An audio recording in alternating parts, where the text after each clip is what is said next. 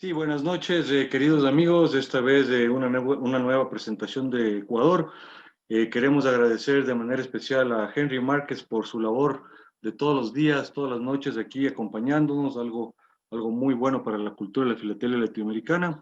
Un agradecimiento especial también para Alfonso Molina, el hacedor de todo esto de la oficina, y básicamente a los fileteristas latinoamericanos que están escuchando nuestra charla el día de hoy, al público de YouTube. Y un agradecimiento especial a los colaboradores de Ecuador que esta vez han tendido la mano para hacer una charla en equipo. Agradecimiento para Gustavo Salazar, para Miguel Naranjo, Samir Chedraui, Elvis Vélez, Pablo Pérez, que van a actuar el día de hoy. Y para la segunda parte de este show Antel de Ecuador sobre las casas impresoras, un agradecimiento también para Roberto Gutiérrez, Diego Vázquez, Melvin Hoyos, Juan Francisco Guzmán y Esteban Landívar. Y su servidor, Paul Novoa, les vamos a presentar una charla que busca dar una referencia como punto de partida para una investigación futura más profunda sobre las casas impresoras de los sellos ecuatorianos. Hemos hecho una investigación interesante que más que nada no aboca mucho a los temas de registros oficiales ni a las leyes, sino más que nada aboca a la sencillez de la belleza de los sellos, la sencillez de la belleza de las estampillas y un poquito hablar de la seriedad de las casas impresoras en algunos casos y un poquito hablar de las casas que no fueron tan serias, que hicieron muchos errores y todo eso. Vamos a darle un vistazo en general a las estampillas, vamos a tratar de mostrar estampillas nuevas, en algunos casos también se presentan estampillas usadas, poquito de fiscales, poquito de telégrafos patrióticos y enteros postales también se ha incluido, aunque no es el tema central. El tema central son los sellos tanto ordinarios como sellos aéreos. Tenemos un recorrido por 41 casas impresoras, 41, 42 casas impresoras. El día de hoy tenemos la primera parte de la casa 1, la 21, que comprende los años de 1865 a 1959. Básicamente, vamos a arrancar con nuestro primer conferencista, Gustavo Salazar, que no es un filatelista, pero es un biógrafo de nuestra editora, de nuestra impresora, de la persona que hizo el diseño de los sellos del Ecuador de la primera emisión. Gustavo, adelante, por favor. Buenas noches, muchas gracias por la invitación. Yo voy a referirme al tema de inicialmente el tema de los sellos postales. Los sellos postales en el Ecuador se inauguraron a través del impresor Manuel Rivadeneira. Este fue un impresor que inició sus labores hacia 1850 y dentro de su trabajo, él imprimió algunos periódicos y a lo largo de su vida, hasta cuando falleció a los 80 años en 1894, él publicó en su imprenta libros, folletos, revistas, hojas sueltas y sobre todo, en el caso que nos compete ahora, es quien se encargó de imprimir los sellos postales, la primera serie, y quien elaboró quien grabó el escudo para estos sellos postales fue su hija, Emilia Rivadeneira. La casa impresora que está registrada en cientos de publicaciones del siglo XIX dice Fundición de Tipos Manuel Rivadeneira. Así fue conocido. Y al final de sus días, la imprenta funcionaba como imprenta de la nación.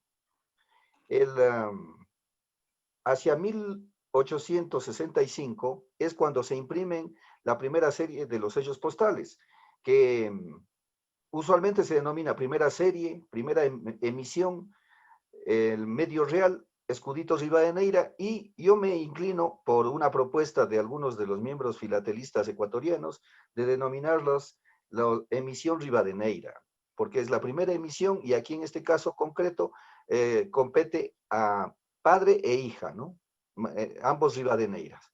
Como ustedes bien saben, se imprimieron las series de el medio real azul, un real verde, un real amarillo y los 4 reales. Ese es el gran aporte de la familia Rivadeneira con respecto a lo que es los sellos postales. Ahora, en cuanto a lo que yo puedo hablarles sobre Emilia Rivadeneira. Este personaje se está reivindicando desde hace algunas décadas por filatélicos y sobre todo por grabadores. Y las investigaciones han permitido hacer hallazgos bastante importantes porque El primer trabajo que se conoce de ella es que hizo un grabado, una representación de Santa Marianita de Jesús, cuando apenas la grabadora tenía 17 años. Entonces, es el primer trabajo que se conoce de ella, ya que se difundió. No es un trabajo excepcional, es un trabajo bastante sencillito, sin embargo, es su primer trabajo, su primera obra. Luego se conoce lo que es la serie de los sellos postales.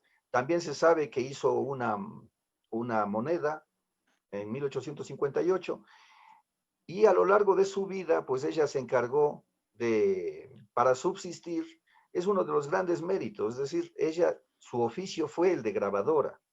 De acuerdo a las investigaciones que se han seguido haciendo en estas décadas, se ha determinado que probablemente sea la primera mujer que ejerció el oficio de grabadora en nuestro país. Entonces, ese es uno de los méritos de ella. Por otro lado, además ella difundió, justamente, ustedes pueden ver en esta guía de Quito, cuando ella dice que en su taller de grabado, ella da clases de grabado para niñas. Esta es una información que está en un libro publicado en 1894. Entonces, dentro de mi trabajo de investigación, he logrado obtener 70 grabados de ella. Como pueden ver, ella dibujó lo que es el símbolo de lo que es la Academia Ecuatoriana de la Lengua correspondiente de la española. La firma de ella es ER en muchos de sus trabajos. En otros ella ponía Emilia Rivadeneira, en otros ponía Emilia Rivadeneira de Egui, que fue el apellido del esposo con quien se casó. Aquí, como podemos ver, está un retrato del que fue presidente, llamado Antonio Flores Gijón. El oficio de ella, como ustedes comprenderán, para subsistir, se encargó de cumplir tareas a pedido. En este caso concreto, sabemos que ella se dedicó a imprimir retratos de personajes que eran candidatos para la presidencia. Esto está demostrado ya. De lo que sabemos, existen retratos de 4 presidentes de la República que ella hizo. Entre ellos de García Moreno, se sabe que ejecutó 5 grabados al menos, 5 retratos de él. Aparte de Antonio Flores, también hizo de su padre, que fue el primer presidente de la República, el general Juan José Flores. También hizo de Luis Cordero Crespo. También, siguiente, por favor. Para el problema de límites que había entre Ecuador y Perú hacia 1902 y 1903, a pedido del gobierno, ella hizo 2 grabados repitiendo trabajos que se habían hecho en el periodo colonial para determinar a quién correspondían cada pueblo, cada ciudad. Y justamente en el gobierno de Eloy Alfaro y el gobierno de Leonidas Plaza Gutiérrez se hicieron estos 2 grabados importantes. Aparte de esto, ella grabó el clásico mapa de Quito que hizo el sabio Mentem, uno de los traídos por García Moreno. Siguiente, por favor. Aquí hemos logrado encontrar también un grabado que es la cabeza de un toro. No hemos logrado determinar la fecha en que se realizó esto, sin embargo, está firmado por ella. Como se ve, por razones de subsistencia, ella tenía que hacer trabajos de distinta índole, ¿no? Es decir, a pedido, como una profesional en el oficio, ¿no? Siguiente, por favor. Otra de las sorpresas que nos hemos llevado es ver grabados suyos impresos en tela. Miren, este es un escapulario y se puede leer claro, acercándose un poco, que ahí dice, grabado por Emilia Rivadeneira, ¿no? Son motivos religiosos. Consideremos que ella también hizo representaciones de vírgenes que en nuestro país han tenido muchas devociones, que entre ellos la Virgen de las Lajas, la Virgen del Quinche, la Virgen Nuestra Señora del Rosario. Siguiente, por favor, Paul. Miren, tenemos la gran sorpresa de que este descubrimiento de que ella hizo un retrato en homenaje a Juan Montalvo. Lo curioso es que de lo que sabemos, ella era una mujer muy católica. Sin embargo, cuando él falleció, justamente el año de la muerte de Juan Montalvo en 1889 en París, pues aquí en el país se hizo un homenaje y ella hizo un grabado con el retrato de nuestro gran escritor, el cosmopolita, ¿no? Siguiente, por favor. Este es un retrato, uno de los 3 retratos que hemos conseguido, que es de Luis Cordero Crespo, el presidente y poeta ecuatoriano, que, bueno, es conocido más por el escándalo que hubo por el tema de la venta de la bandera. Ustedes recordarán que el tema de la venta de la bandera fue lo que provocó el ascenso al poder de Eloy Alfaro.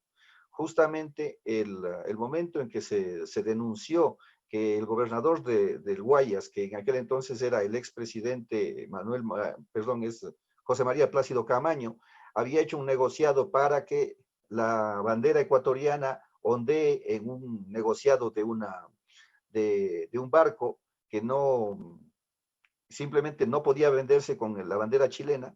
Entonces había un negocio de por medio, iba a recibir un dinero siempre y cuando este barco se vendiera a Japón, porque estaba en guerra con China.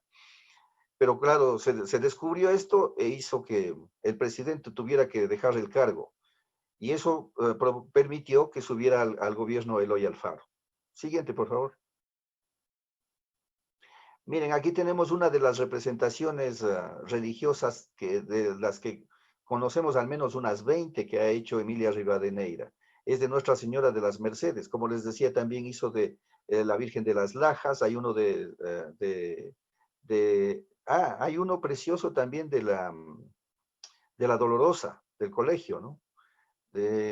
También tenemos de Marianita de Jesús, conocemos 2, el primero que les mencioné de 1857 y uno que puede ser, aunque no está fechado, yo sospecho que puede corresponder a 1912. Ahora, ese tiene la particularidad también de que él en el grabado, está las faldas del Pichincha y además ciertos aspectos del Palacio de Gobierno ecuatoriano. O sea, es muy interesante ver eso, ¿no?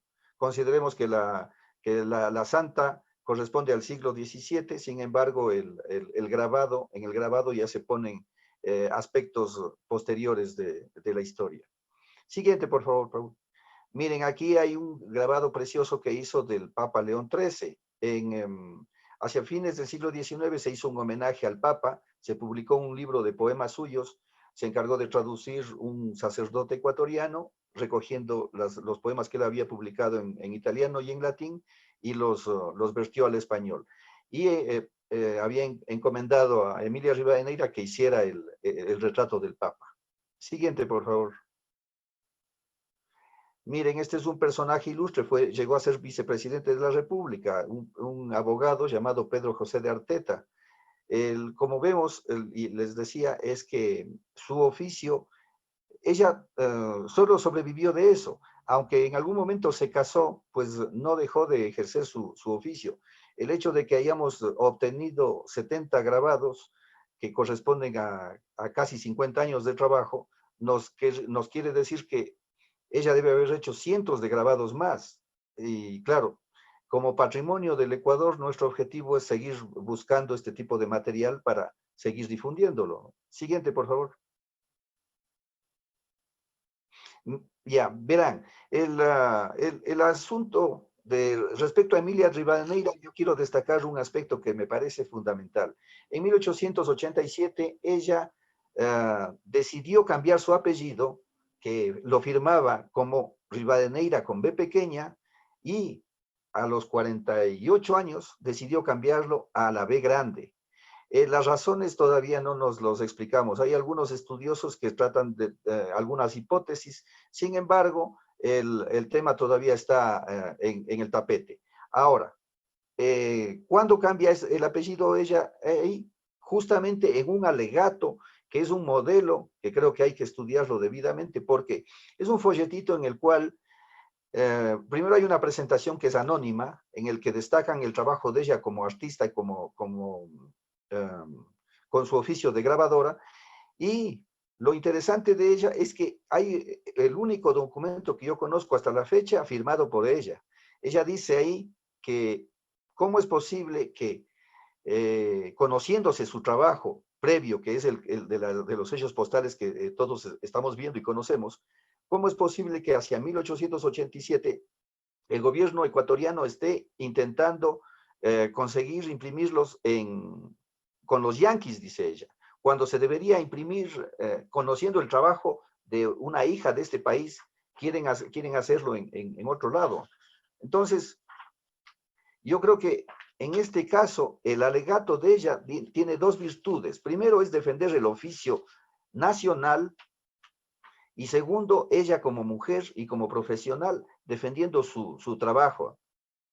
Ahora, de lo que sabemos es que finalmente para 1887 ella ya no hizo, ya no se le contrató para este tipo de trabajo. Sin embargo, pues dejó sentado este malestar. Bueno, yo les agradezco mucho por atenderme. Si tienen alguna inquietud, creo que me quedan 2 minutos todavía. Si alguien quiere hacerme alguna consulta, les agradeceré. Yo pienso que las preguntas al final, Gustavo, muchas gracias.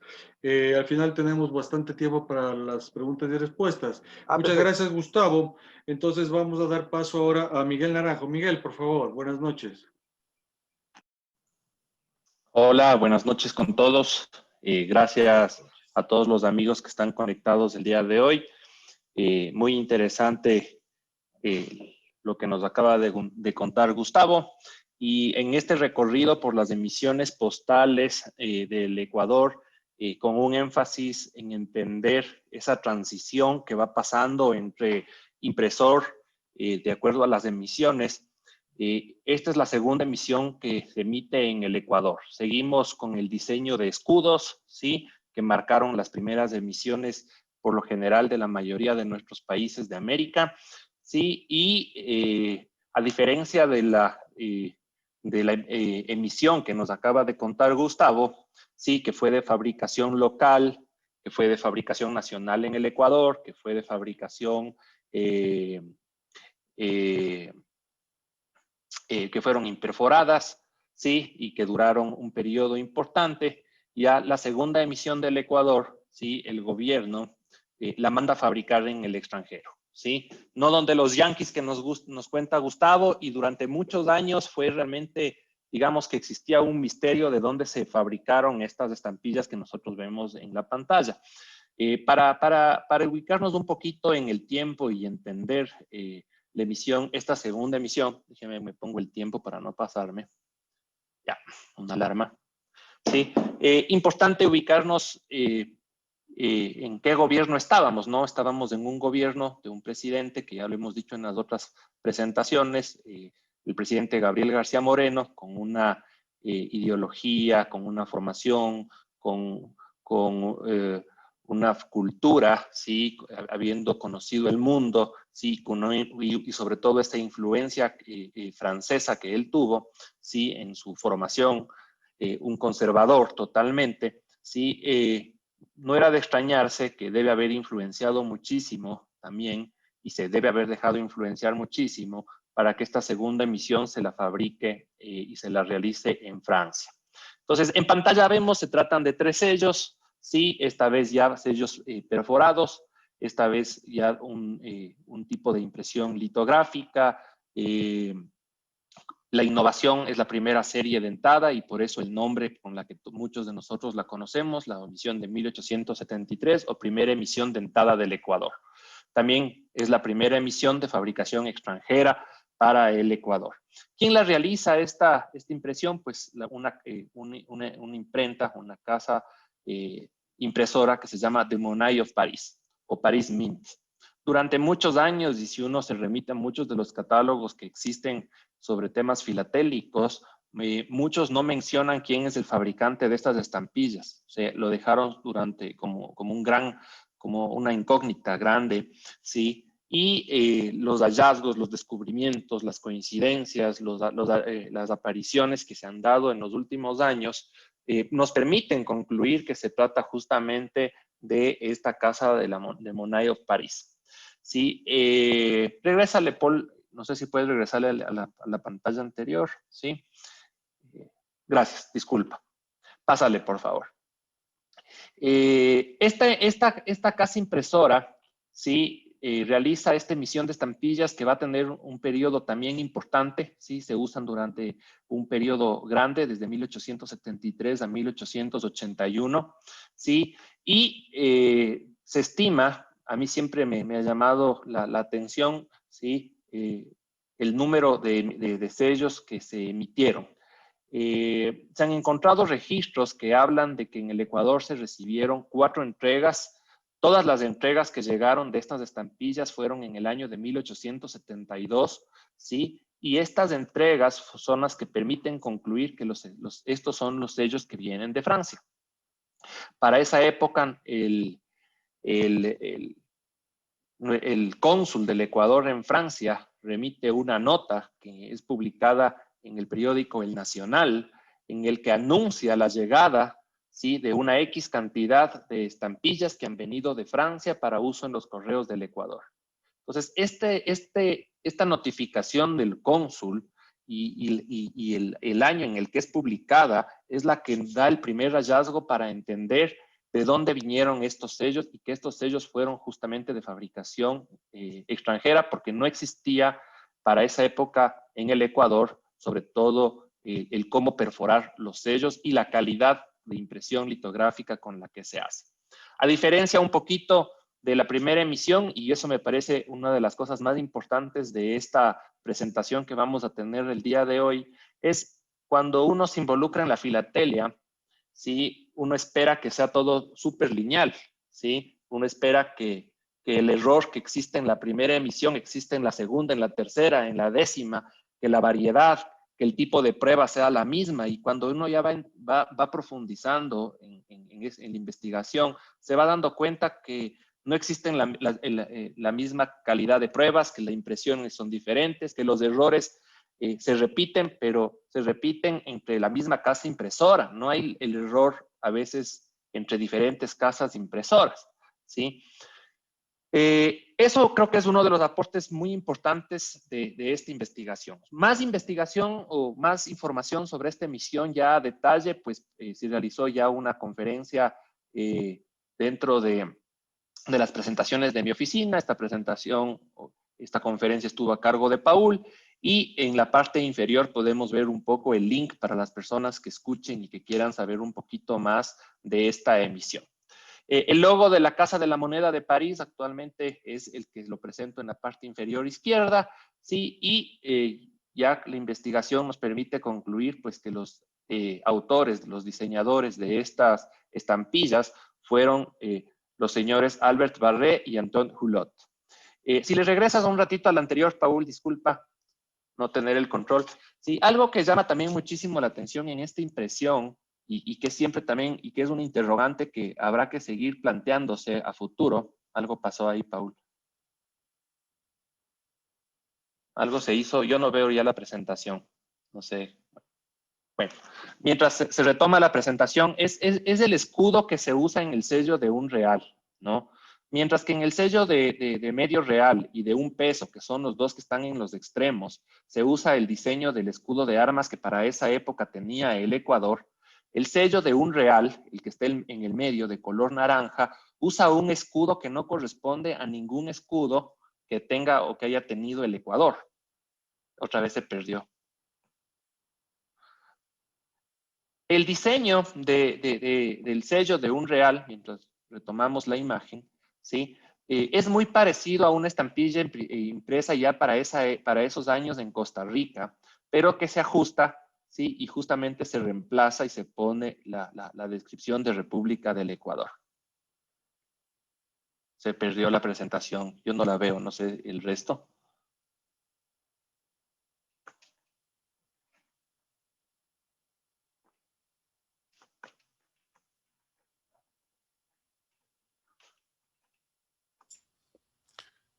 No, no lo estamos viendo. Bueno, algo pasó ahí, Paul. Bueno, mientras tanto les sigo contando. Para esta impresión, para esta nueva emisión, las variedades que primero no se han encontrado pruebas, ¿sí? No existe una prueba reportada como tal. Lo que muy poco se encuentra en internet o se ha investigado en esta casa impresora en Francia. Sería muy interesante que este foro a la final se contribuya con la investigación y al menos nos deje la duda de si es que esta casa impresora también hizo sellos para alguno de los otros países de América. En la lámina anterior, Paul, estaba justamente el escudo que les hablaba. Si les regresas para que le vean. El sello de un real naranja que está en el medio lleva un escudo que inclusive lleva porte real, ¿sí? Y dice Correos del Ecuador, y un escudo que no es el del Ecuador, no corresponde al del Ecuador, y cuyo diseño, como les comento, es muy parecido a un sello usado para Costa Rica. En la lámina siguiente podemos apreciar, sí, una de las piezas que filatélicamente corresponde a una de las más importantes para esta emisión es un uso tricolor, un franqueo de una plica judicial, pero con un peso realmente bastante alto para que haya llevado una estampilla que para hasta ese momento es la estampilla de mayor denominación que había impreso el Ecuador, que es el peso rosa, que equivale a un 8 reales. O sea, para los que ya filatélicamente conocen, el peso equivale a 2,4 reales rojo, que es considerado el príncipe, el sello reina, el sello rey del Ecuador. Sí, pues para esta época ya se emite un sello del doble de su valor, ya un peso, 8 reales, ¿sí? Y pasa a ser una de las piezas filatélicas, o sea, el sello más alto hasta ese momento emitido. La siguiente lámina, Paul. Aquí, en esta impresión litográfica de estos sellos, sí, se han encontrado planas completas y permite que se pueda realizar ya filatélicamente un estudio de platings. Existen muchos, no existen, digamos, diferencias importantes en cuanto al escudo, pero sí existen ya en el detalle, habiendo un estudio minucioso, pequeñas diferencias que nos permiten ubicar los sellos en la plancha. Uno de los más conocidos, catalogados, es por ejemplo, en el sello del medio real que se aprecia aquí. En el de la izquierda, entre la palabra medio y real, tiene un punto, y existe una variedad, por ejemplo, que no tiene el punto intermedio. Son pequeñas diferencias de esta impresión litográfica que, por ejemplo, permiten hacer filatélicamente ya un estudio de posiciones. Si avanzamos, Paul. Errores de perforación muy difíciles, muy escasos, pero se dieron para esta época. Sí, aquí podemos ver una pareja de sellos de un peso rosa imperforados de manera vertical. Y el sello de la derecha también es un tema muy interesante. O sea, nos denota que inclusive para esa época, esta casa impresora francesa cometieron errores, ¿no? Este se atribuye a que los sellos vinieron de manera imperforada, y que vista y dada la necesidad de que los sellos sean perforados, los perforaron posiblemente con una máquina de coser. Por eso la irregularidad de la perforación. También existen este tipo de errores. Avanzamos, Paul. Y estos sellos pues tampoco no se han escapado de ser falsificados. Aquí podemos ver, por ejemplo, para mencionar, falsificaciones conocidas como Sphero y también falsificaciones Fournier. Avanzamos. Los sellos anteriores duraron desde 1873 a 1881, y ya para 1881, la tercera emisión de sellos postales del Ecuador, se da un cambio importante, ¿sí? Pasamos a una tercera emisión con una tercera casa impresora diferente, las primeras de fabricación nacional, las segundas de fabricación francesa, y hoy pasamos a unos sellos fabricados e impresos en los Estados Unidos. Aquí vemos los sellos, se tratan de sellos de la American Banknote Company. Todos estamos bastante familiarizados con American Banknote Company. En términos generales, una está ubicada en Nueva York, Estados Unidos, sí, y es la compañía estadounidense de especies valoradas, de billetes, de documentos, de estampillas. Estaba encargada de fabricar muchas especies valoradas como divisas, sellos, postales, certificados, y han tenido presencia importante en países como Brasil, Argentina, Australia, Francia y el propio Estados Unidos, siendo una de las casas impresoras más grandes que para ese momento existían en el mundo.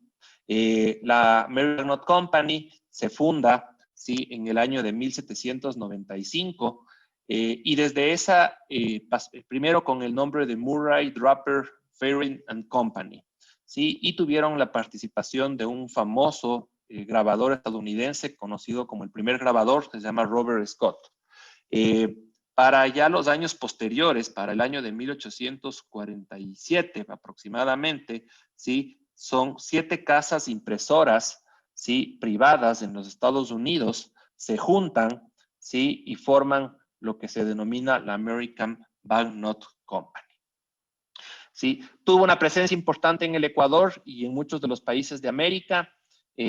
Realiza esta que es la tercera emisión de estampillas del Ecuador. Seguimos con el diseño de escuditos, esta vez ya de valores diferentes. Y esta serie, si habría que ponerle un nombre, es conocida como la primera decimal. Estamos en un momento de transición. Veníamos de una moneda que se llamaba real, con el peso como moneda, digamos, de alta denominación, y pasamos de lo que era un sistema octaviario porque 8 reales eran un peso, pasamos ya a un sistema decimal en el que se usan pues la denominación de 100 centavos para lo que ya en esa época fue el sucre.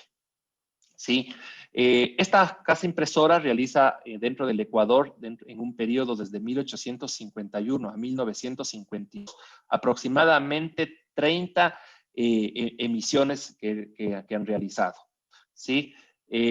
No siempre fueron ellos los escogidos. Ellos realizan la emisión de 1881, si avanzamos, Paul.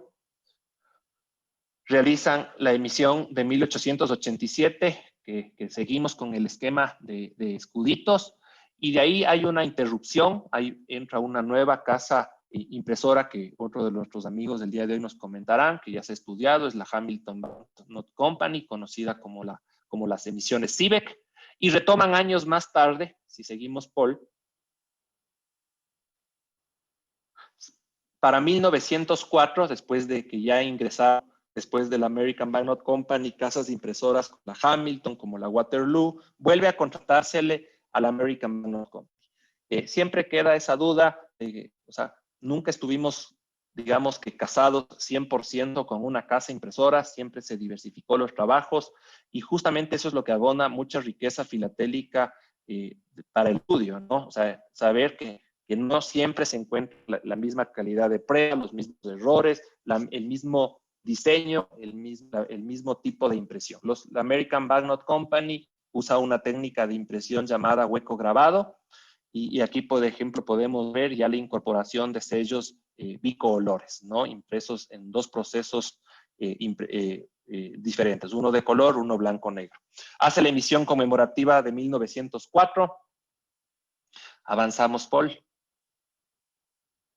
Hace una emisión conmemorativa de 1909. Aquí, muy interesante, existe para las personas que quieran ver mucha más información, una presentación bastante buena de Juan Pablo Aguilar, que justamente nos cuenta, ¿sí?, cómo va viendo esa transición en los tipos de emisiones. Pasamos de haber sido estrictamente heráldicos con el uso de escudos a ya acoger personajes, ¿sí? Avanzamos, Paul. Seguimos con la época de personajes. Hace una emisión de presidentes. Avanzamos, Paul. Hace una emisión importante de más personajes, ya cansados de personajes, ya no sabían a quién poner en tanto, hasta cuánto ilustre poner en tanta estampilla. 1920, hacen una emisión de 20 sellos diferentes, muy bonita, de altísima calidad para el centenario de la independencia de Guayaquil, para poner a 20 próceres diferentes. Avanzamos, Paul. Y ya un poco entrando a temas diferentes, en 1927 se le contrata para hacer algo diferente. Hace las estampillas que vemos en pantalla para inauguración de la casa justamente de correos, ¿sí? Y ya comenzamos a cambiar. Avanzamos, Paul. Pasado 1930, ¿sí? Y para 1929 realiza la que se conoce como la primera emisión aérea oficial del Ecuador. Existe la emisión privada del Escata, pero esta vendría a ser la primera emisión postal oficial emitida por la Casa de Correos, ¿sí? Para correo aéreo, una emisión bastante bonita, ¿sí? Del avioncito sobre el río Guayaquil. Avanzamos, Paul, porque me quedé corto en el tiempo, ¿sí? Hacen, por ejemplo, ya con sellos con sobrecarga oficiales. Avanzamos, Paul. Y la temática de los sellos, paulatinamente, por ejemplo, en estas impresiones de la American Banknote Company, vemos cómo va cambiando. Ya para después de 1930, dicen que hay que darle un nuevo enfoque a la emisión de las estampillas y de lo que fueron escuditos, de lo que pasaron a ser luego personajes ilustres. Ahora ya comenzamos a vender el país. Aquí vemos, por ejemplo, una emisión importante realizada para estampillas del Monte Chimborazo. Avanzamos, Paul. ¿Sí? Y aquí ya vemos temas nacionales, ¿no? Temas importantes. Se quería ya sobre todo vender al país. Avanzamos, Paul. Vamos a la siguiente casa impresora porque el tiempo está corto. Vemos ahí algunos sellos, el cóndor sobre el altar, avánzale. Vemos la Constitución de los Estados Unidos. ¿Sí? Avánzale. Olimpiadas Bolivarianas. ¿Sí? Aniversario de la Unión Postal Panamericana, y llega hasta el año de 1952, y te avanzas hasta la última, vamos así pasándole despacito, que vayan viendo los sellos, pero ándate a la 1952, ¿sí? Y llegamos finalmente a esta que fue la última vez, regrésale, la última vez que la American Banknote Company realiza una estampilla, la anterior, la siguiente. Esta. La última vez que la American Banknote Company realiza ya un trabajo para el Ecuador. 1952, sellos conmemorativos de la visita del presidencial, del entonces presidente Galo Plaza a los Estados Unidos. Avanzamos con la siguiente casa impresora. Vamos a una casa impresora que hace un trabajo importante, ¿sí? Conocida como la Casa Impresora de la Novedad. Esta casa impresora fue fundada en 1879. En cuántas emisiones, pues, digamos, o cuántas variedades filatélicas realiza, pues hemos podido cuantificar 5. Realiza un trabajo para un periodo bastante corto, hace un trabajo para un periodo comprendido entre febrero de 1884 y marzo de 1884, o sea, apenas unos meses. Realiza unas tarjetas postales. La característica es que justo en la base de estas tarjetas postales, que vienen a ser las primeras tarjetas o primeros enteros postales del Ecuador, ¿sí? Lleva la palabra Quito, imprenta de la novedad. Imprenta dirigida por el señor José María Proaño, y aquí le dejo una pregunta a nuestro amigo Gustavo Salazar para que vea justamente este recorte en el que dice que el señor Manuel J. Rivadeneira, no sé si estemos hablando del mismo Manuel Rivadeneira, de la primera emisión, era empleado de la imprenta de la novedad. Ojo, no sé, ¿será el mismo o no será el mismo? Este Rivadeneira es con B grande y este documento es para el año de 1884. Avanzamos, Paul.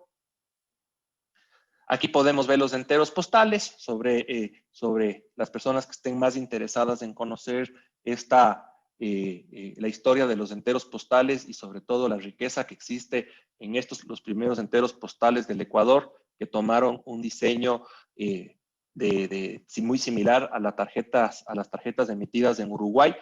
Pues existe una presentación bastante buena de Teddy Suárez. Ahí está el link. Para las personas que quieren, lo pueden buscar dentro de las presentaciones de mi oficina. Avánzale. Existen estas tarjetas normales, existen las tarjetas con dobles o con reply cards, ¿sí? Y avánzale. Y esta imprenta hace, digamos, algo que es muy curioso, que es emite unas tarjetas para correo municipal. Son bastante raras, no se han encontrado, digamos, que usadas 100% que uno pueda atribuir a que no fue un uso filatélico, pero sí se las han encontrado nuevas y son muy raras y muy escasas, muy difíciles, y justamente mantienen, digamos, que el diseño de esta casa impresora la novedad. Vamos a la última que tengo a cargo, Paul. Vamos a la casa de impresión Montoya, también una casa ubicada esta casa impresora en la ciudad de Quito, Ecuador. ¿sí? Realiza, de lo que yo he podido cuantificar filatélicamente, 4 especies diferentes de documentos filatélicos, ¿sí? Realiza el trabajo ya para el año de 1884 a 1885 y emite unas tarjetas o enteros postales igualitos a los de la novedad, un poco mejorados en cuanto a su diseño y calidad, ¿sí? Y cambia que pues el pie de página o la casa impresora, pues ya esta vez lleva Quito impreso por Víctor Montoya, B. Montoya. No se conocen contratos, no hay datos de planchas, no se conocen pruebas, sí, pero sí se conocen que realmente estos documentos se usaron. Sobre esto y cómo se contrató a esta casa impresora, hay pues la historia de que un empleado de la Casa de Hacienda tenía por ahí unas cartulinas que le sobraron de algún trabajo y no se le ocurrió mejor cosa que venderle a los correos para que emitan pues unas tarjetas postales y él así aseguró la venta de las cartulinas que tenía. Aquí vemos la imagen de los enteros postales, avánzale. Aquí vemos que esta casa también hizo tarjetas dobles, ¿sí? Con replay cards. Avánzale, porfa.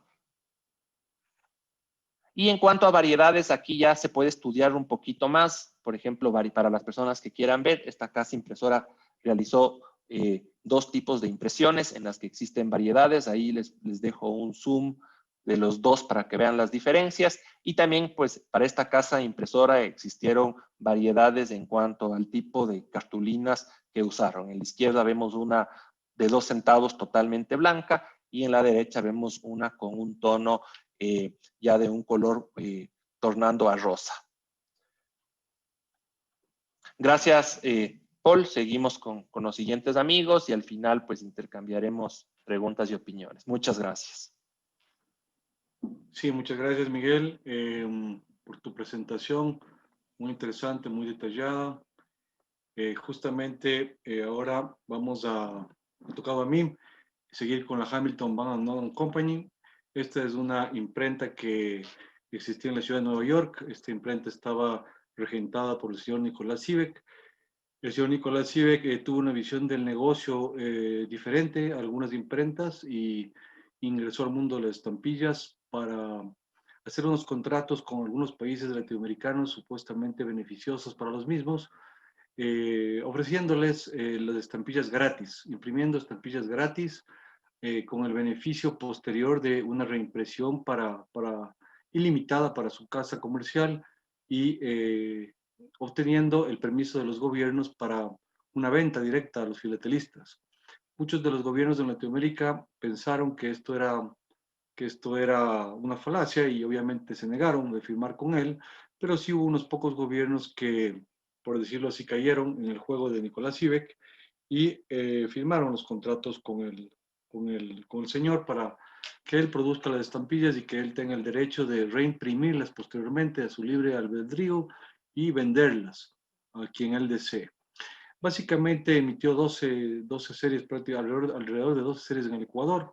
Casi todas fueron sobrecargadas posteriormente por efectos de emergencias, por necesidades de valores bajos. El periodo de trabajo de él fue de 1892 a 1898 y imprimió alrededor de 2 millones de estampillas por cada uno de los valores. Aquí ustedes pueden ver 1892, la serie de Juan José Flores. Si quieren más información sobre esto, ya hemos dado una charla, está abajo el YouTube, en donde ustedes pueden apreciar en más de 1 hora el detalle de este contrato y de estas emisiones. También fueron hechas las series oficiales con un distintivo de franqueo oficial en la parte superior. También para el servicio telegráfico, Hamilton Van Nolan Company participó. Y estas son otras series de 1893 del tema de los telégrafos, también hechas por Nicolás Sivek. Tiene sus pruebas, tiene sus pruebas de color. La serie de 1894 ya trae pruebas de color. Estos son un papel delgado, en donde tiene el año en la parte superior derecha, el bienio de 1894, representando aquí a Vicente Rocafuerte. Continuamos con las series oficiales del mismo año, para 1894. Muy interesante, también se puede ver que en la parte posterior él imprimió propaganda para intentar vender de mejor manera estas estampillas a los filatelistas. Es muy rara estas propagandas, se conocen muy pocos ejemplares con la impresión de la propaganda en la parte posterior. Esta es una estampilla de 1895 y también imprimió los sellos de 1895 oficiales, que fueron ya los que prácticamente llegaron muy tarde y no se usaron mucho en el país y fueron finalmente sobrecargados posteriormente para emergencias. Como vemos también hay estampillas telegráficas, estas son unas pruebas de color muy bonitas. Y también los sellos de multa fueron impresos, estos sellos de multa tienen un filigrana y también existen pruebas de dado, pruebas de colores. Timbres fiscales también hubo participación de CIVEC, aquí tenemos a la izquierda unas pruebas muy simpáticas y la emisión de 1893-1894, así como 95-96. Y finalmente, en el año 1896 empieza ya en el país a correr una suerte de oposición al contrato con CIVEC. Había muchos atrasos en las entregas de los mismos, en los sellos, y básicamente se tenía que cerrar este contrato porque era nocivo para los intereses del país. Ya estaba en el ambiente filatélico del mundo una mala experiencia con el señor Nicolás Civic y empiezan a haber protestas locales con este tema. Estos son los sellos de escudos oficiales sobre el mismo y básicamente en Ecuador corta el contrato de la Hamilton Banknote and Company luego de esta serie de escudos oficiales. Ellos también hicieron algunos entradas postales y otros sellos fiscales también. La siguiente casa comercial, la siguiente casa impresora es Skipper & Ease, es una casa impresora de Inglaterra, de Londres, la número 7. Esta solamente imprimió unos enteros postales. Estos enteros postales fueron de 5 y 10 centavos, como ustedes pueden ver ahí, uno azul y uno naranjado. La mayoría de estas fue recortada para el franqueo de las cartas. Mucho más información sobre este tema pueden ver en la página web del British Museum, en la parte de abajo, y también en la conferencia de nuestro colega Teddy Suárez, que él profundiza en el tema de los enteros postales. En la parte de abajo, la dirección de la misma.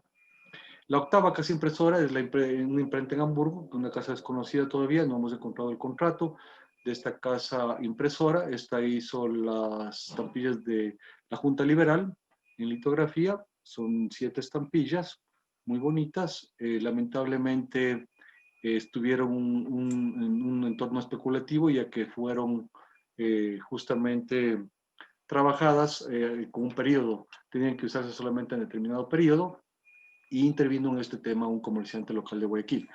Básicamente no sabemos nada sobre el contrato, no existen pruebas de color y no existen tampoco playproofs de pruebas de dado de esta estampilla.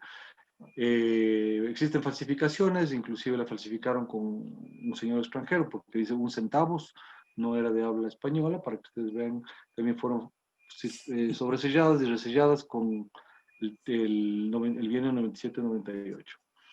Fueron posteriormente sobreselladas con correos oficial, la misma serie, y con el bienio 97-98 para usarse en este bienio. La siguiente es la Waterloo & Sons. La Waterloo & Sons es una casa impresora muy conocida y hemos hablado de la misma, y hemos dado una conferencia aquí de la misma. Hemos hablado también, Luis Carlos nos dio una conferencia muy interesante sobre los dentados de esta casa impresora, la Waterloo & Sons de Inglaterra. Básicamente unas estampillas muy bonitas con el escudo del Ecuador. Luego en 1899 pasa a ser una serie de hombres ilustres en bicolor, varios colores. Esta Waterloo & Sons tuvo mucha competencia con American Banknote. Se ve que prácticamente alrededor de 15-20 millones fueron los sellos emitidos y elaborados por Waterloo & Sons, con unas alrededor de 20 más o menos series de estampillas. En 1901 tenemos también otra serie de hombres ilustres, 1907 y 1911 igual, de la misma manera, bicolores, con las imágenes de los personajes. La inauguración del ferrocarril Guayaquil-Quito, que ya fue una conferencia pormenorizada de este tema dada por Miguel Naranjo, bajo la dirección. Centenario de la República, una conferencia también de Juan Pablo Aguilar, muy interesante. Y finalmente continuamos el año 46 con la Revolución de Mayo, el año 46 con la alfabetización de adultos, Mariana de Jesús también para el mismo año, Roosevelt para el año 48, Defensa Nacional inclusive participó en Waterloo & Sons para el 52, Y el puente de ferrocarril en Ambato y el puente Saracay, dos prácticamente los últimos momentos de vida de Waterloo Sons en el Ecuador. El tema de Waterloo puede ser investigado más en mi oficina. Hay varias otras charlas donde ustedes pueden acercarse y ver más sobre esta serie. Continuamos damos la palabra a nuestro amigo Samir Chedraui, que él continúa con la siguiente casa impresora. Muchas gracias.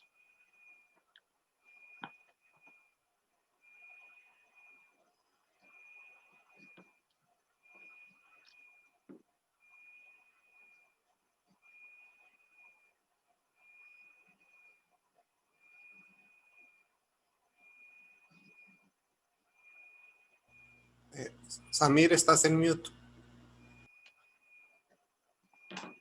Ok, disculpen. Buenas noches. Voy a continuar hablando sobre las casas impresoras. La 10ª casa impresora fue Gráfica Senefelder, ubicada en la ciudad de Guayaquil, en Ecuador, de la cual estuvo encargada de una serie emitida, ¿no? En 1927 se encargó de hacer la escata provisional, que no fue aceptada. Fue la primera serie aérea no emitida. Esta de aquí fue hecha pues con una sobrecarga que era provisional. En el periodo de 1927-1929 estuvo Gráfica Senefelder. Siguiente diapositiva. Aquí tenemos nosotros la escata provisional en azul. La siguiente, por favor. La tenemos en morado.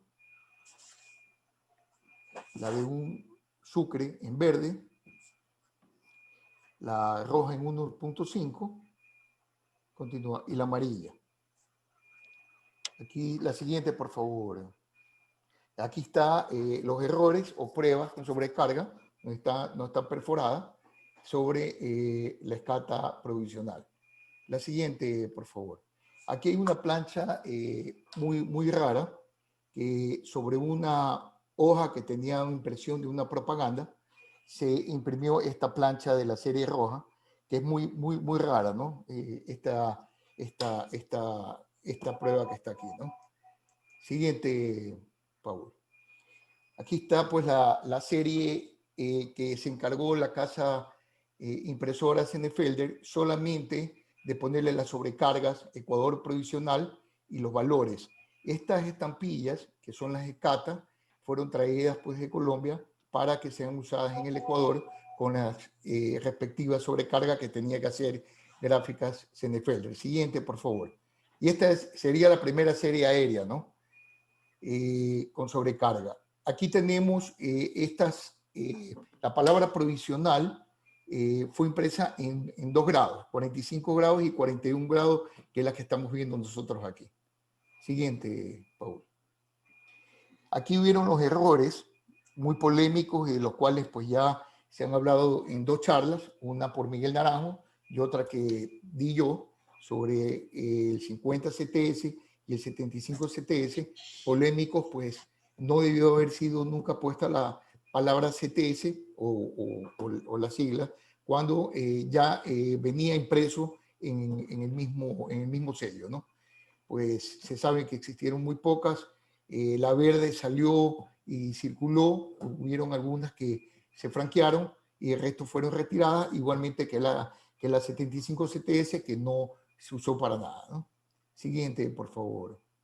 Aquí tenemos otras variedades en los errores, otras variedades que es en los unos de un Sucre sobre la gris, que tenemos pues el uno grande, el uno pequeño, el uno grande y los otros pequeños, ¿no? Siguiente, por favor. También se dio este mismo en las estampillas que tenían la sobrecarga de R con la variedad en los unos, ¿no? Continúa, Paul. De ahí viene la siguiente casa impresora, que es la Rechtsdrucker de Berlín. Esta casa es una casa alemana, solamente emitió una sola serie y en un sello hubo una sobrecarga. Esta casa impresora fue creada el 1 de abril de 1879 mediante la fusión de la empresa estatal Real de Prusia, fundada en 1852 con la imprenta del libro Royal Secret Jupercore de Decker. Esta serie que vemos aquí es la serie definitiva de la escata de 1929, estamos viendo un espécimen, ¿no? Siguiente, Paul. Aquí tenemos ya la definitiva. Hay que tomar en consideración que esta casa, su actividad principal era la producción de billetes del Tesoro del Reich, los Reichsbanknoten, bonos, sellos postales, símbolos del templo monetario y otras marcas de papeles monetarios alemanes. Continúa, Paul. Siguiente, Paul. Ya. Aquí tenemos en formato pequeño, con el resello de registrado en el rojo de la escata definitiva, ¿no? Continúa, Paul. Tenemos la siguiente casa impresora, número 12, que es la Perkins Bacon Company Limited, London. Esta es una casa inglesa asentada en Londres. Emitió más o menos unas 5 series, no en los sellos, en series reselladas, hay timbres telegráficos y patrióticos. En el periodo de 1934 en adelante, para resumir un poco la historia de esta casa, en 1808-1810, Jacob Perkins y Gideon Ferman escribieron el primer libro en Estados Unidos sobre el uso de planchas de acero. Lo peculiar de esta casa, que fue quienes hicieron el desarrollo de la primera estampilla, la plancha para la primera estampilla emitida a nivel mundial, porque fue el penique negro, ¿no? En 1839. En 1934, Perkins Bacon Company hace una única estampilla para el correo del Ecuador. Y en 1935, esta casa emisora cierra sus operaciones. Continúa, Pablo. Aquí tenemos este sello que es de la serie, este es el sello de un sucre rosa de la serie Chimborazo. Hay que tomar en consideración que este es el único sello hecho por Perkins, porque el resto de la serie de Chimborazo fue emitida por otra casa que fue la ABN, ¿no? Continúa, por favor, Paul. Aquí tenemos una prueba del sello de un sucre rosa de la serie Chimborazo. Continúa, Paul. Aquí tenemos una plancha del mismo, imperforado, de 100 sellos, ¿no? Sigue, Paul. Aquí estamos en la parte de los timbres de impuesto a la venta con una sobrecarga negra en el timbre telegráfico. Varios sellos emitidos para impuestos a la venta, resellados localmente para telégrafos y otros. Aquí hay una peculiaridad sobre que hay una sobreimpresión doble y se hicieron varios sobrecargas, ¿no? Sobre varios colores y sobre varios valores, como se ve en la tabla a continuación. Sigue, Paul. La tercera casa, la tercera casa es Harrison & Son, ubicada también en Londres, Inglaterra. Emitieron menos de 5 series, no hubieron sellos resellados por parte de ellos y su periodo de trabajo fue muy esporádico y no continuo, desde 1934 a 1961. En 1750 establece la compañía, Thomas Harrison imprime billetes, pasaportes y estampillas. En 1866 imprime su primera estampilla para Irlanda. Esta fue la única estampilla impresa en el siglo XIX. Como pueden ver, esta casa fue cambiando de nombre a pasar de los años. Primero Harrison & Company, 1839 a 1849. Después Harrison & Son, 1849 a 1854. Harrison & Sons, 1854-1920, y Harrison & Son Limited en 1920 a 1997, y en el 2003 cierra su planta y las operaciones como casa impresora. Continúa, Paul, por favor. Estos fueron los 2 sellos que ellos hicieron en 1934, el de 2 y el de 20 centavos definitivo para la Casa de Correos de Guayaquil. Este que estamos viendo aquí es el de 2 centavos, la prueba, ¿no? Continúa, Paul, por favor. La siguiente es la prueba del de 20 centavos, color rojo, para la misma Casa de Correos de Guayaquil. Continúa, Paul. Aquí lo tenemos ya, pues, los definitivos, perforados y todo, ¿no? Continúa, Paul. La misma casa Harrison & Son emitió estos sellos en 1956 para el 6º Campeonato Sudamericano Femenino de Basquetbol, con el valor de un sucre y un sucre 70 en verde. Continúa, Paul. Asimismo, en el año 1961, emiten 2 sellos en homenaje al teniente Hugo Ortiz Garcés, un héroe nacional, y los dos tienen el mismo valor monetario, pero son con diferente impresión. Creo que eso es todo, Paul. Continúa. Listo. Ahí terminé mi presentación. Muchas gracias, amigos. Gracias, Emir. Damos la bienvenida, el paso a Elvis Vélez, por favor. Buenas noches con todos. Tengo a cargo presentarles la 14ª casa impresora, que no precisamente lo es, sino que a falta del nombre de esta tenemos el del auspiciante, que era la Sociedad Colombista Panamericana, una suerte de SEBEC del siglo XX. Esta sociedad pretendió poner en circulación varias series postales, ofreciéndoselas gratuitamente a varios gobiernos de América. Los que llegaron a imprimirse fueron Panamá, Cuba y Ecuador. En estos 2 primeros países no circularon, pero en el Ecuador sí, durante pocos días en el mes de octubre del año 35. Los filatelistas de la época se dieron cuenta de la especulación que se pretendía dar a estas series, por lo que presionaron al gobierno y fue retirada de circulación. Para el siguiente año ya se pretendía una segunda serie que llegó a imprimirse solo en el caso de Ecuador, pero esta nunca circuló. Siguiente.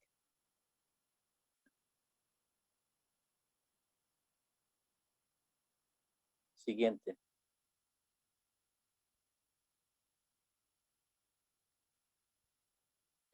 Tenemos aquí un ejemplo de una carta circulada en aquella época con la serie completa.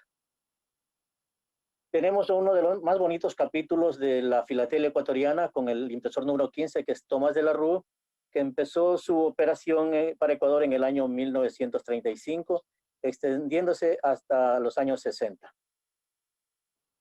En total emitió 172 sellos postales para Ecuador, de los cuales 7 fueron sobrecargados, un total de 70 series diferentes. La variedad de diseños de estas series nos da a entender que Ecuador pretendía, como dijo antes Miguel, vender el país con nuevas temáticas, nuevos diseños en los sellos de correos. Tal es así que la primera serie es una dedicada al centenario de la visita de Charles Darwin a las Islas Galápagos. Siguiente. Siguiente.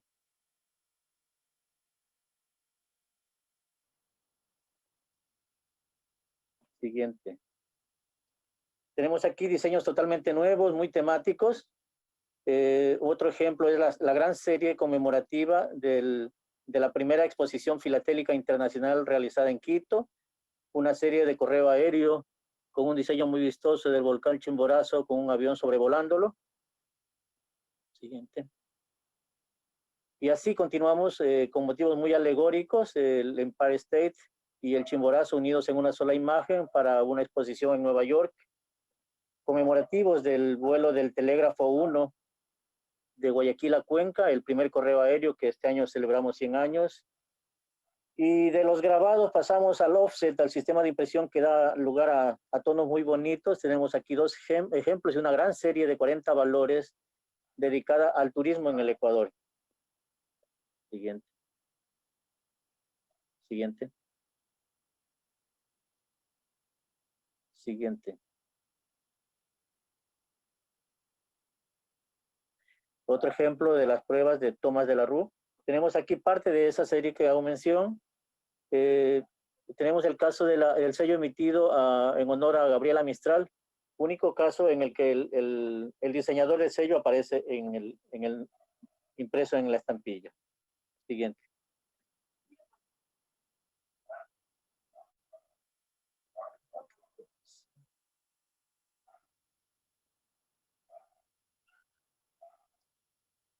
Hubo el caso de un sello que no se emitió por motivos políticos, ya que los filatelistas de la época se opusieron a que, siendo un sello ecuatoriano, tuviera únicamente la inscripción Islas Galápagos, por lo cual nunca fue puesto en circulación, sino más tarde con una sobrecarga tachando el nombre Islas Galápagos con la palabra Ecuador. tenemos aquí varios errores con dicha sobrecarga.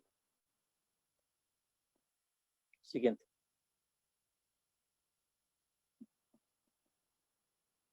Siguiente. Otros bonitos sellos de una serie que pretendió ser nacional, pero solamente alcanzaron a diseñarse 5 de las 20 provincias del Ecuador, mostrando los escudos cantonales. Cantón es la división de las provincias ecuatorianas equivalente a municipios. Siguiente.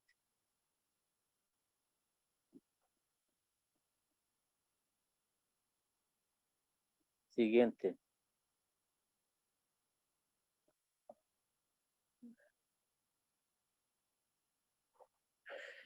Tenemos dos ejemplos de sellos triangulares conmemorativos de las Naciones Unidas. Siguiente.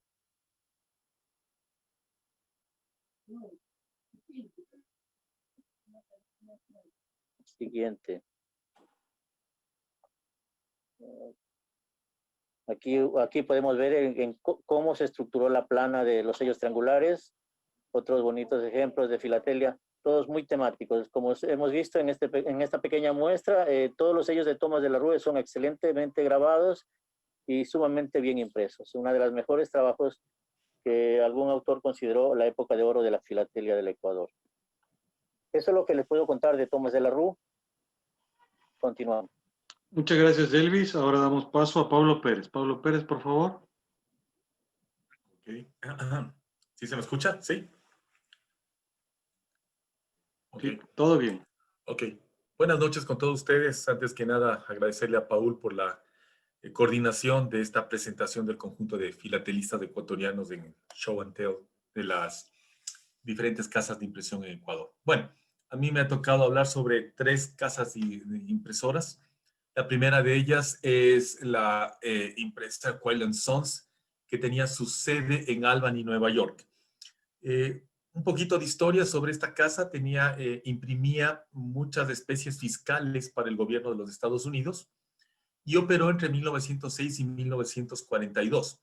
De hecho, en 1942, cuando cerró sus operaciones, todavía tenía la autorización para realizar algunas especies fiscales en la ciudad de Nueva York, especialmente. Su relación con el Ecuador esencialmente se refiere a la impresión también de especies fiscales, pero como estamos hablando de temas postales, esta es la emisión que realizó para el país, que se refiere al bicentenario de la misión geodésica francesa en el Ecuador. Fue hecha en hueco grabado.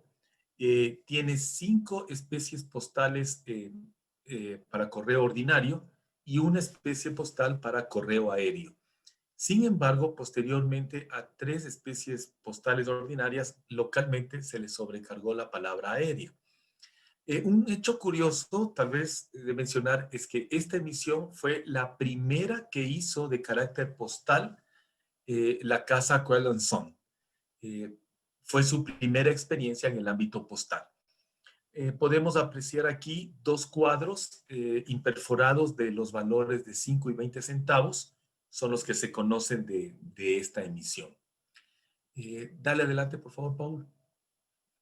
Aquí podemos ver, como les comentaba, los 3 valores ordinarios que fueron sobrecargados localmente con la palabra aéreo para facilitarlos para este uso. Tenemos un error con la palabra aéreo invertido. Cabe indicar que el sobresello aéreo, la calidad es bastante deficiente y pueden encontrarse variedades o falencias en el tinte de cada una de las letras.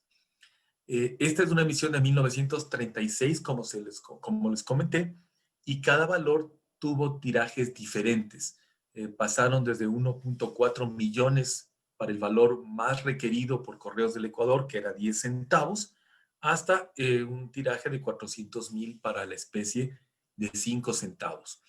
Podemos apreciar ahí también, diríamos, perforaciones movidas y también un decalc o lo que se llama retinte, cuando la tinta está fresca, que se pega en la goma de la plancha que estaba adelante de ellos. Sobre la calidad de estos sellos, solo mencionarles que La goma es bastante ruda, digamos, es de color amarillento, bastante gruesa. Es muy difícil de conseguir el valor de 50 centavos sin, en condición de nuevo. Y casi todas tienen señal de charnela por los años en los que fueron impresos. Pasemos, por favor, con lo siguiente. Ahora debo contarles un poco sobre el Instituto de Agostini de Novara.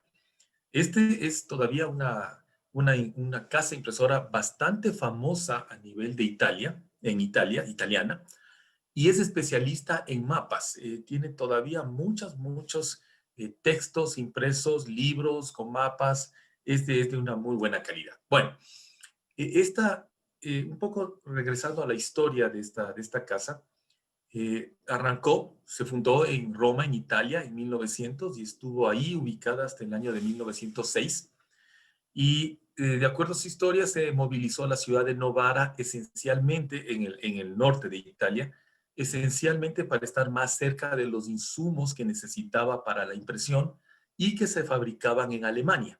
Entonces le resultaba logísticamente mucho más conveniente el ubicarse en una ciudad del norte de Italia, donde hasta ahora se ubica, que es la ciudad de Novara. Se puede ver esta foto de 1900, donde estaba ubicada en la ciudad de Roma, y a la derecha tenemos las máquinas con las cuales hicieron las impresiones de las especies que vamos a revisar a continuación. ¿Qué fue lo que hizo? ¿Qué fue lo que hizo para el Ecuador? No hizo impresión de sellos postales, sino que hizo un conjunto de tarjetas vista, sumamente extenso, y que, como decía Miguel y después recalcó Elvis, sirvieron esencialmente para promocionar al país. Vamos adelante, por favor. A ver, ¿qué fue lo que emitió el Instituto de Agostini? Dos conjuntos o dos sets de tarjetas vistas. En la parte frontal tenían un conjunto de imágenes propias del país, ¿sí? El primero fue de 50 valores y el segundo de 25 valores, o sea, 25 vistas frontales diferentes. Y cada uno de este grupo de 50 valores tenía en la parte de atrás, en la parte del verso, tenía dos sellos de 15 centavos y de 50 centavos para correo local y para correo externo, que a su vez acabaron siendo un total de 100 valores para la primer tiraje, para la primera grupo de tarjetas vista, y de 50 valores para el segundo grupo. Adicionalmente, y de manera local, el Ministerio de Turismo sobresellaron con diferentes tipos de sellos a estas tarjetas vista, por lo cual existe una cantidad inmensa de potenciales combinaciones entre frontal, anverso, sobresellos, y adicionalmente el Instituto Novara imprimió todos estos valores en 3 colores diferentes: azul, verde y café. Entonces, la cantidad de combinaciones posible es gigantesca, como lo comenté hace un momento. Cada especie postal, de acuerdo a lo que se menciona en el catálogo de George Meyer, tiene un tiraje inicial de 500,000, pero se podía solicitar ampliar la emisión. No se conoce exactamente cuántos fueron emitidas. Vamos a ver algunas imágenes porque, como les dije, las combinaciones son gigantescas. Entonces, a la izquierda se puede ver la parte frontal de la tarjeta postal número 1 del primer grupo. Se puede ver abajo a la derecha que están numeradas. Y esto es el Paseo de las Colonias de Guayaquil, que actualmente viene a ser lo que es el Malecón 2000, donde se podía pasear, y se puede ver que es de un color verde. A la derecha, en cambio, tenemos la tarjeta número 2, que es del Parque Montalvo en Guayaquil, que a su vez está hecha en color azul. Como les comentaba, cada una de estas podría tener en su parte trasera el sello de 15 centavos o de 50 centavos y existir en 3 colores diferentes. Aquí tenemos una de las tarjetas postales en color café para que se pueda ver la tonalidad. Esta, en cambio, disculpen, voy a movilizar esto para poder ver de mejor forma lo que estamos viendo. Este es un detalle de la Iglesia de la Compañía de Jesús. Es la tarjeta vista número 23 del primer del primer grupo de tarjetas, desde el altar mayor de la Iglesia de la Compañía de Jesús.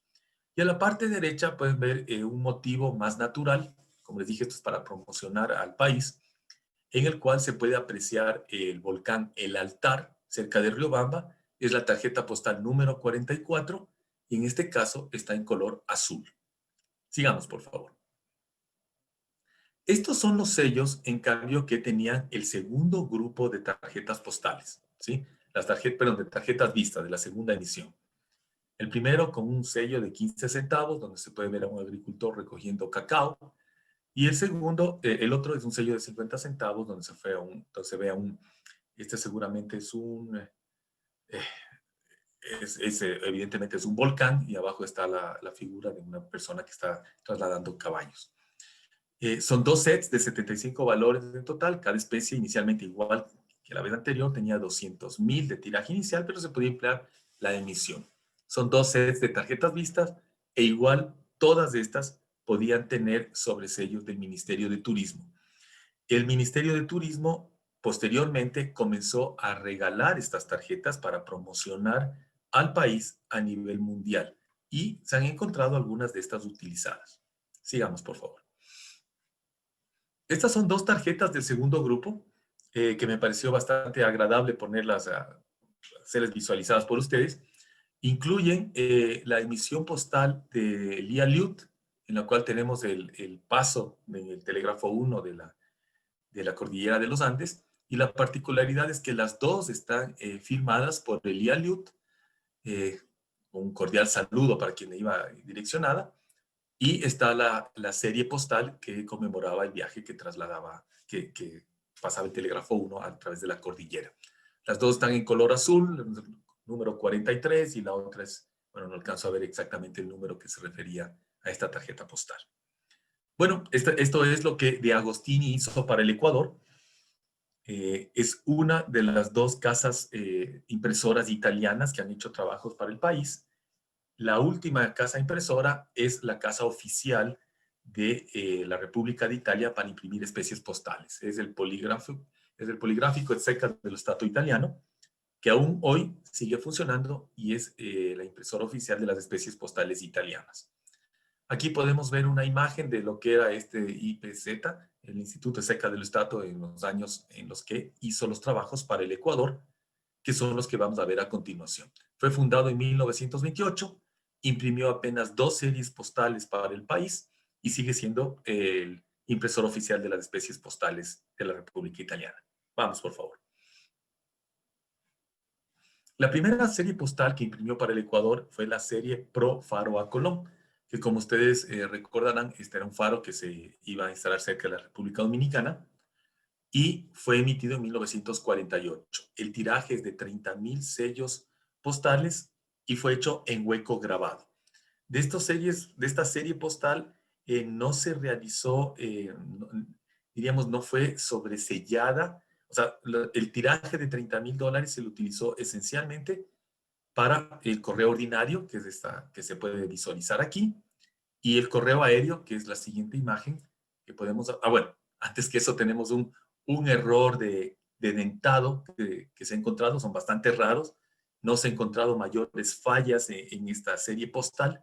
Lo que sí tiene es una goma de muy mala calidad, típica de Italia de estos años, de los años 40, 50, una goma color café, que se quiebra con mucha facilidad, pero la calidad de impresión es bastante buena. Como se pueden dar cuenta, aquí ha habido una falla en la impresión al doblarse el papel sobre el que se hacía.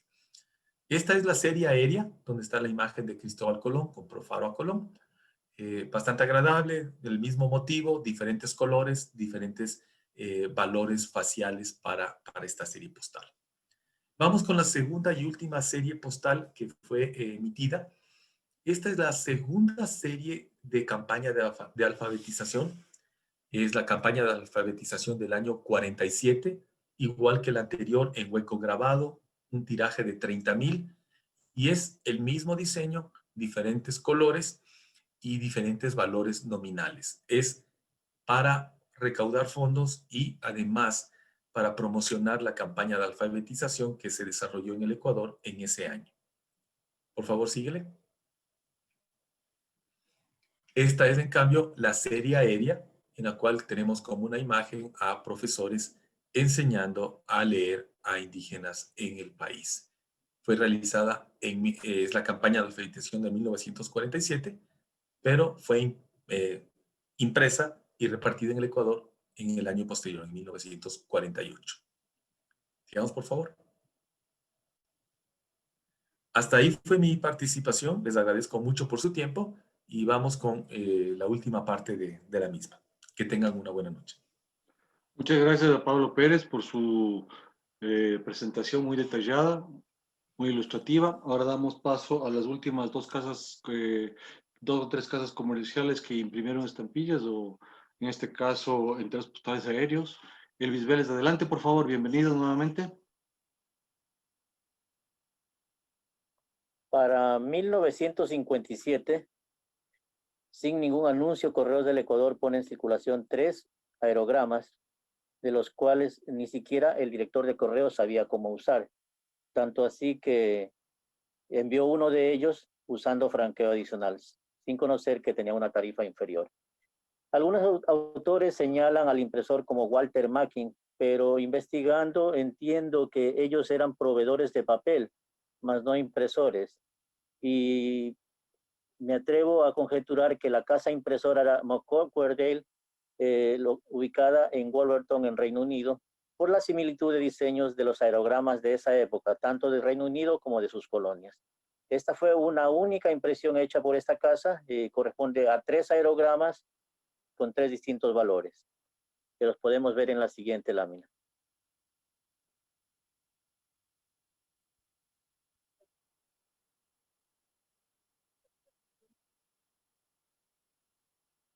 Bueno, no están. Siguiendo con esto, en el año 1921, la estampilla de la que ya se ha hablado varias veces, una local que fue descubierta hace poco y que no está incluida en ningún catálogo, es la que corresponde a la sobretasa Pro Camino Loja Zamora, que fue impresa en la imprenta de Bellas Artes en Quito, con un sistema tipográfico. Ese es el único sello postal impreso en esta imprenta.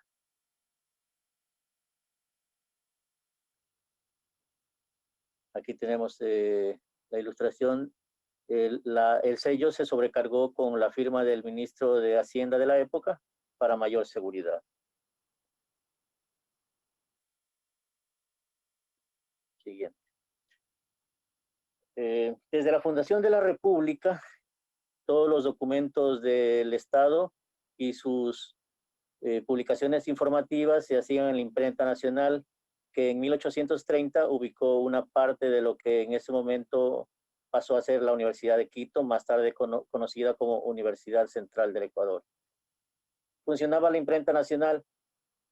Para el siglo XX empezó a imprimir timbres fiscales de diversas categorías y fórmulas telegráficas y diversos documentos. Pero para 1947 fue la ocasión en que le encargaron la impresión de una serie de sellos postales que los tenemos en la pantalla.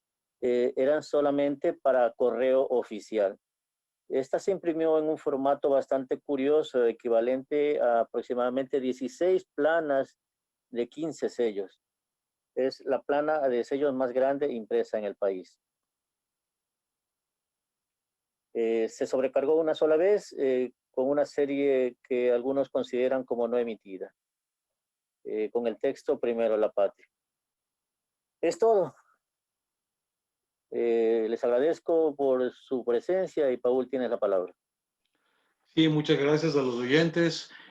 Más que nada, una bonita conferencia de las estampillas de nuestro país, nuestro amado Ecuador, para tratar de conseguir a través de YouTube y a través de mi oficina el gran trabajo que está haciendo más coleccionistas, más aficionados a las estampillas de Ecuador.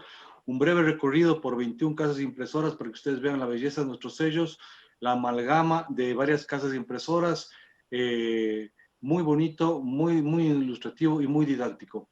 Agradecemos a Oliver Bertosa, que en su momento hizo este catálogo de sellos postales, nos ayudó mucho para la investigación. No está con nosotros Oliver Bertosa ahora, pero los que los conocimos le damos un agradecimiento póstumo. Y agradecemos también a George Mayer por el gran trabajo que hizo con su catálogo de enteros postales del Ecuador, y a Juan Pablo Aguilar por haberlo traducido. Una gran obra que también nos ha ayudado el día de hoy a hacer esta presentación. Muchas gracias a los oyentes y cualquier pregunta, bienvenida. A las órdenes. Gracias a todos. Fantástico. Felicitaciones. Muy bien. Fantástico. Felicitaciones, Paul. Gracias. Felicitaciones. A todos los de amarillo. Excelente, mis queridos compañeros. Gracias por su presentación. Gracias. Gracias. Si hay algunas preguntas por ahí. Paul, Sí. mostraste unos sellos de 1960 de puentes. ¿Esos tienen variedades o tienen algo especial para estudiarlos?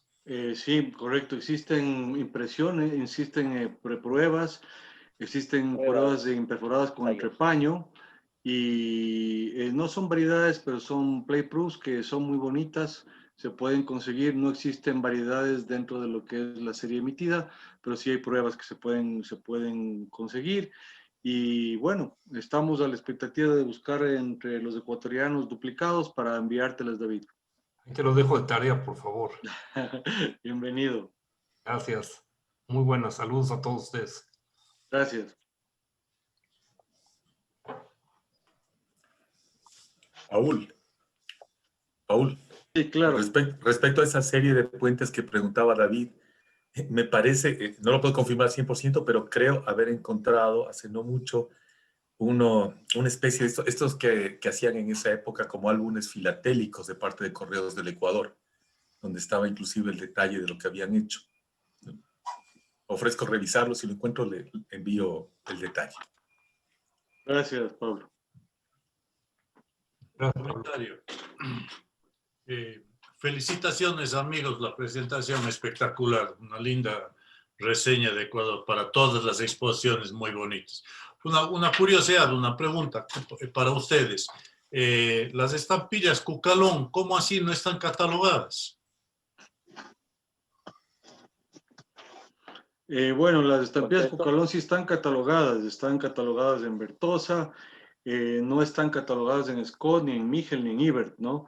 Fueron un descubrimiento posterior, son estampillas locales, se ha escrito mucho sobre el tema, son estampillas en donde se hizo una ley para, con esos fondos, de construir un camino de Loja a Zamora. La ley no se cumplió, no se les utilizó como decía la ley que debían ser utilizadas. Hay unas bonitas investigaciones sobre el tema, pero definitivamente están en Banco Central, están en todo lado y deben ser coleccionables, ¿no? Son parte de la postal adicional del Ecuador. Perfecto. Gracias.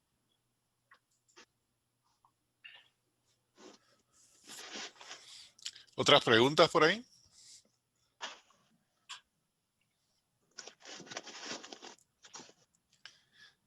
Yo tengo una de secuencia, quizás algo más general. Obviamente siempre cuando uno contrata con alguien trata de buscar la oferta más ventajosa, ¿no? Entonces, eso de alguna manera quizás explique la cantidad de impresores que han tenido la oportunidad de hacer estampillas para el Ecuador. Pero aparte del caso de CIVEC y el otro caso del potencial CIVEC del siglo XX, ¿cuál era el criterio, digamos, de selección? ¿Era precio, era calidad, era oportunidad, era ventaja o toda la vida varió?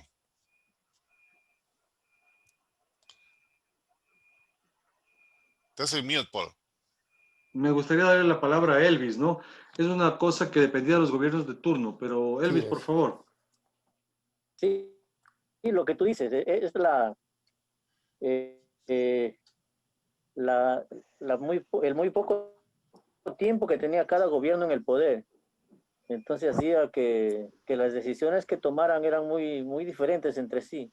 No comprendemos todavía el criterio que tenían. Siendo un país tan pequeño, tenemos, si no me equivoco, la mayor cantidad de impresores para sus sellos y especies postales en el mundo. Quizás, si no el primero, el segundo después de Colombia. Debe ser la inestabilidad política una de las razones. No me explico otra. ¿Me escucharon? Sí, no hay, sí, claro. no hay que extrañarse Elvis, que de por gracias. medio No hay que extrañarse que de por medio haya habido siempre también algún interés económico con la casa que llegaban a un acuerdo para hacer la impresión. Claro, Y bueno, un beneficio, digamos. Siempre existieron también lobistas y empresas, ¿no? Por ejemplo, Correcto. en la segunda impresión, ¿sí? En la segunda emisión del Ecuador hubo una importante gestión que realizó el cónsul de Francia en el Ecuador, o sea, él es el que empujó.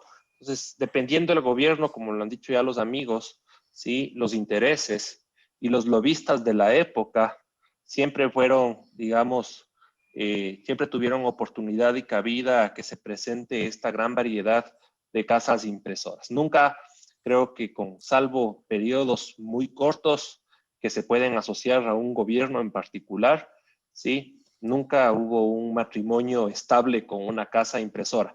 Creo que eso se va a poder, cuando existe un matrimonio, digamos, estable, bueno, casi estable porque al final se rompe un poco.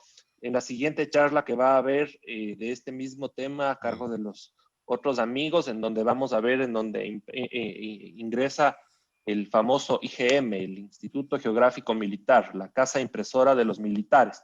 Cuando ellos cogen en los años 70, digamos, la posibilidad de imprimir, ya no lo sueltan, con ciertas excepciones en algunas emisiones muy particulares. Sí, pero estuvo, como lo dicen, asociado a intereses, gobiernos y lobistas. Gracias. ¿Alguna otra cosa? Una pregunta, por favor. Gracias, sí, adelante, amigos, Esteban. por la bella conferencia. Hay mucho que aprenderles. En cuanto a las casas impresoras, bueno, las internacionales me quedo callado, no digo nada, no. Pero en las casas impresoras necesitan alguna garantía o cualquiera que ganaba un concurso podía imprimir. O sea, en otra palabra, ¿qué necesitaba una casa impresora para ser beneficiada por la impresión? ¿Qué características?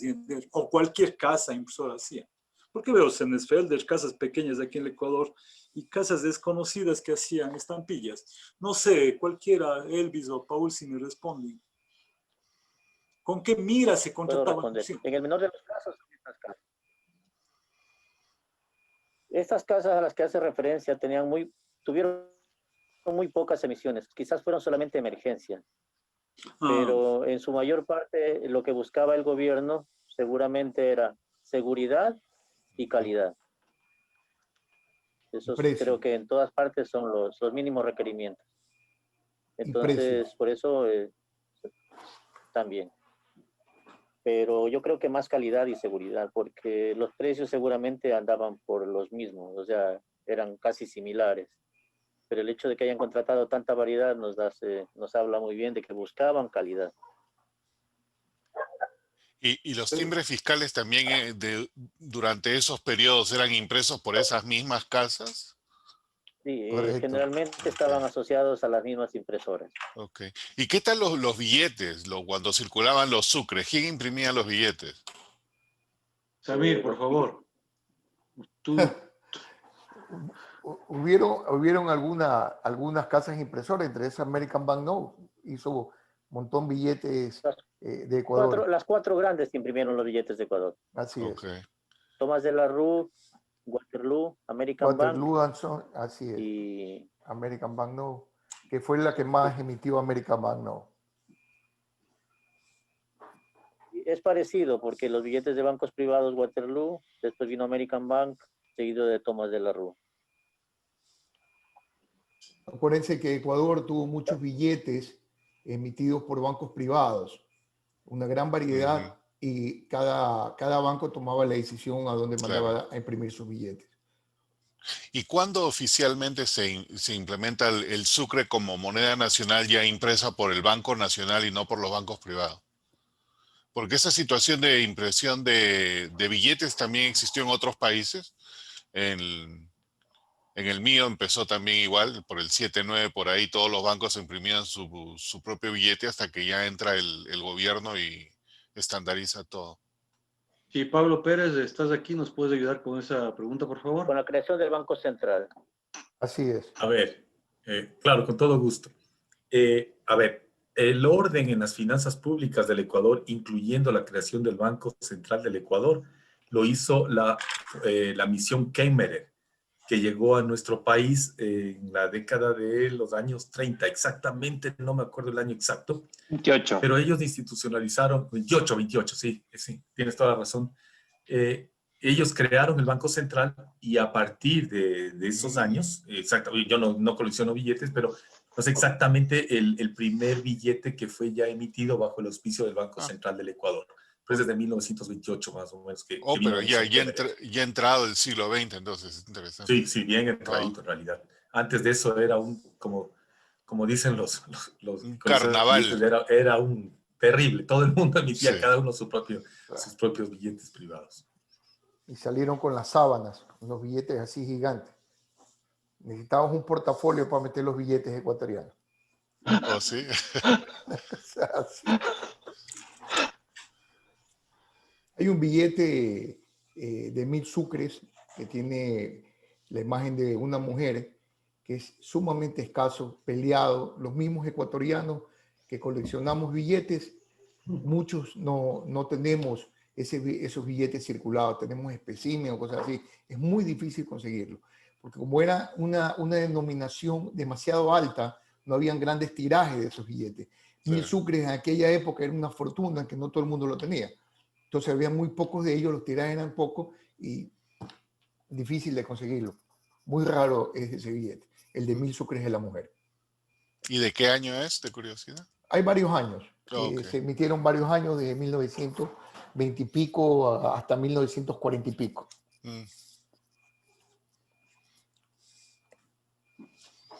Nos desviamos un poco de la filatelia a la numismática, a la notafilia. Notafilia, estaba buscando esa palabra, no me acordaba. Notafilia. Regresamos a la filatelia. ¿Alguna otra pregunta por ahí? Yo quería hacer un comentario.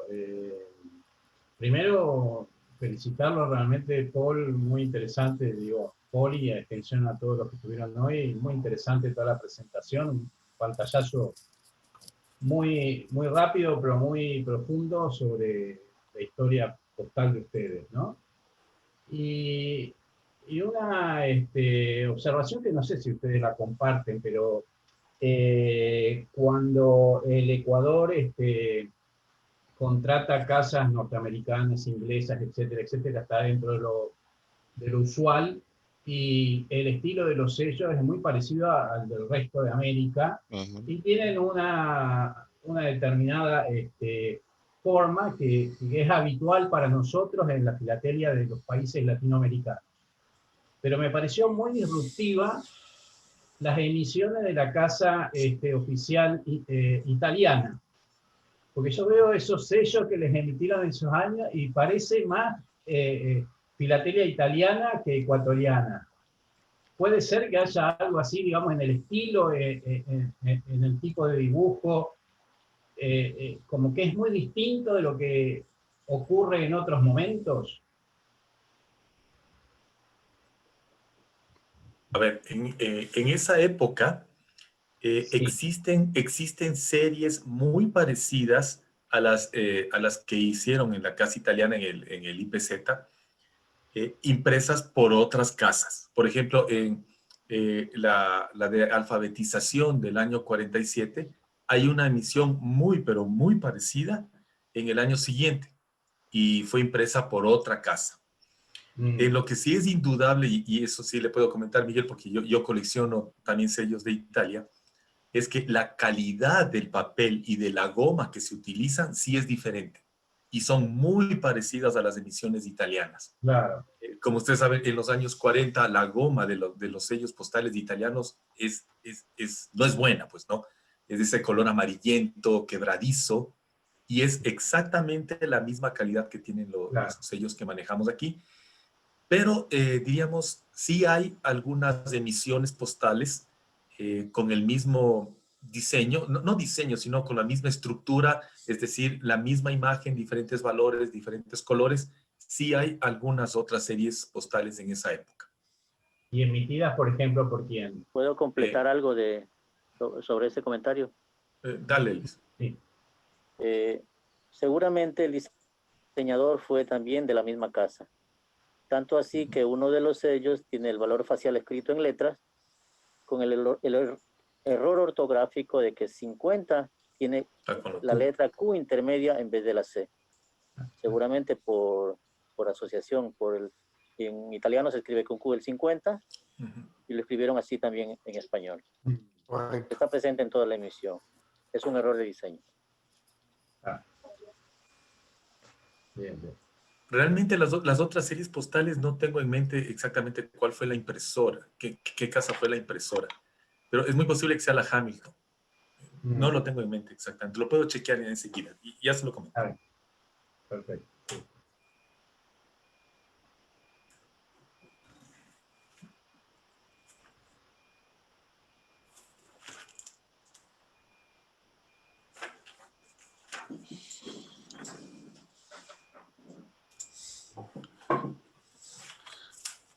¿Algo más por ahí?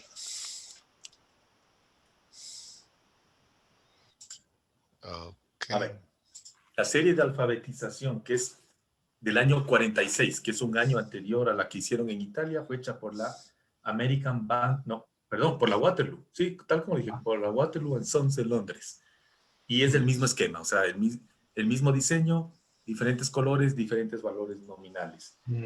Tenemos otra bajo el mismo esquema, por ejemplo, es la emisión de los definitivos de los sellos de los sellos del Ecuador, y tenemos una de Andrés Bello que es igualito, o sea, el mismo sello, diferentes colores, diferentes valores faciales. Hay algunas series de esa naturaleza. ¿Qué otras casas son? Sí, son todas de la Waterloo. No, también hay una de la American Banknote, en la cual hacen la carretera panamericana, que es mismo diseño, diferentes colores, diferentes valores faciales.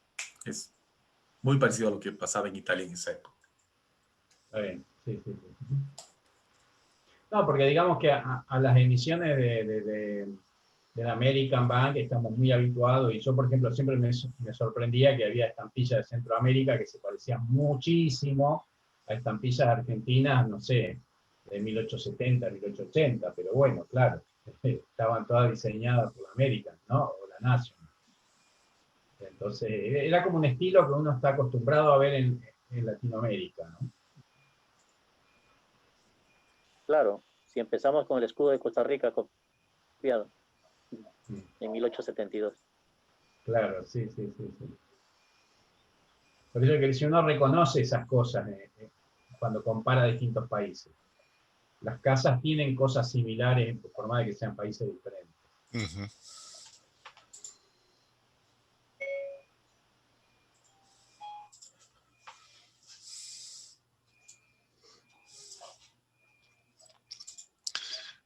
¿Algo adicional?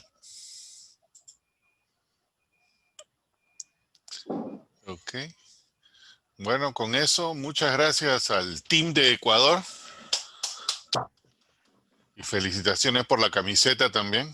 Somos este espíritu de equipo. Bueno, amigos, gracias. Felicitaciones. Gracias. Bien a todos. Muchas gracias. Una corbata amarilla. Y el día de mañana.